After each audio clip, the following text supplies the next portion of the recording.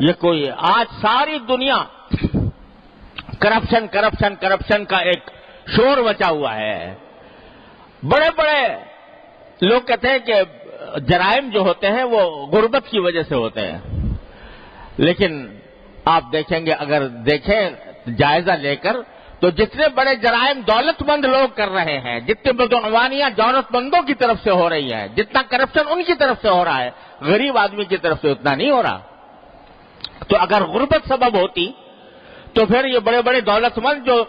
جو لاکھوں میں کھیل رہے ہیں، کروڑوں میں کھیل رہے ہیں، اربوں میں کھیل رہے ہیں، ان کے ہاں کرپشن کا وجود مٹ چکا ہوتا. لیکن یہ دنیا کی دولت ایسی چیز ہے کہ حدیث میں رسول کریم صلی اللہ علیہ وسلم نے ارشاد فرمایا کہ ابن آدم کی حرص ایسی ہے کہ اگر اس کو ایک وادی بھر کر سونا مل جائے تو بھی وہ چاہے گا کہ میری ایک دوسری وادی ہو جائے، اور 2 وادیاں سونے کی مل جائیں تو وہ چاہے گا کہ مجھے تیسری وادی مل جائے. یہ حرص جو ہے یہ جوع البقر ہے، یہ نہ مٹنے والی بھوک ہے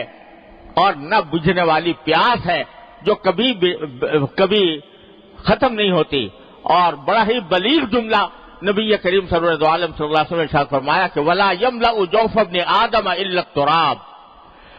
ابن آدم کا پیٹ مٹی کے سوا کوئی چیز نہیں بھر سکتی. جب پیٹ اسی وقت بھرے گا جب قبر میں جائے گا اور قبر کے اندر اس کی پیٹ میں مٹی داخل ہوگی تب اس کا پیٹ بھرے گا، ورنہ اس کا پیٹ بھر نہیں سکتا، کسی بھی حالت میں نہیں بھر سکتا. اگر اس کے دل میں اللہ کا خوف نہیں، اللہ تعالیٰ کے سامنے پیش ہونے کا احساس نہیں، اللہ تعالیٰ کا ذکر، اس کی یاد اس کے دل میں پیوست نہیں، تو وہ اپنی دولت کے حصول میں ہر جائز و ناجائز حلال و حرام کام کا ارتکاب کرتا رہے گا. یہ ساری بدعنوانیاں جن کا ساری دنیا میں شور مچا ہوا ہے، آج بڑے بڑے حکمرانوں اور بڑے بڑے لیڈروں کے بارے میں لوگ تبصرے کر رہے ہیں کہ ان کے ہاں انہوں نے کیسا کرپشن کیا، انہوں نے کس طرح دولت جمع کی، کس طرح ناجائز طریقے سے دولت جمع کی. کیا ان کو ایسا تھا کہ ان کو کھانے کو نہیں مل رہا تھا، یا ان کے پاس اچھے گھر نہیں تھے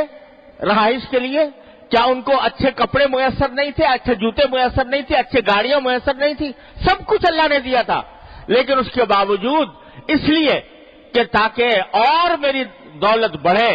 اور ایک وادی اگر سونے کی ہے تو دوسری وادی ہو جائے، دوسری ہے تو تیسری ہو جائے. آج رسول کریم صلی اللہ علیہ وسلم نے وادی کا لفظ استعمال فرمایا تھا کہ وادی، سونے کی وادی. اب اس کو آج آپ کمپنی کہہ لو کہ ایک کمپنی کا مالک ہو گیا، اب اس کے بعد دوسری کمپنی، اور دوسری کمپنی کا مالک ہو گیا تو تیسری کمپنی، اور تیسری کا مالک ہو گیا چوتھی کمپنی، اور ابن آدم کا پیٹ سوائے مٹی کے کوئی اور چیز نہیں بھر سکتی. اس کا راستہ تو صرف ایک ہے کہ اللہ تبارک و تعالیٰ کی یاد دل میں ہو، اللہ تعالیٰ کا ذکر اس کے دل زبان پر ہو، اور اللہ تعالیٰ کے سامنے پیش ہونے کا احساس اس کے دل میں جاگزی ہو، تو پھر اس کو قناعت کا درس ملتا ہے کہ اللہ تبارک و تعالیٰ نے جتنا مجھے حلال طریقے سے عطا فرما دیا وہ میرے اللہ تعالیٰ کا کرم ہے، اس کا فضل ہے، اور اسی پر مجھے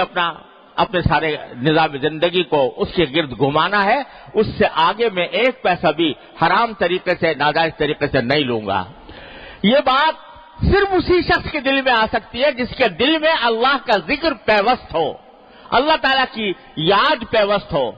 اور اس کے سامنے اللہ تعالیٰ کے سامنے پیش ہونے کا احساس دل میں جاگزین ہو. اس لیے اللہ تبارک و تعالیٰ فرمایا، اللہ کے بندو اگر اپنے آپ کو بدعنوانیوں سے، مظالم سے، ناانصافیوں سے، جرائم سے، گناہوں سے بچانا چاہتے ہو تو اس کا طریقہ یہ ہے کہ مجھے کثرت سے یاد کرو. تو یہ اللہ تبارک و تعالیٰ نے ایک ایسا سبق عطا فرمایا ہے کہ ہر مومن کے لیے بڑا عظیم سبق ہے.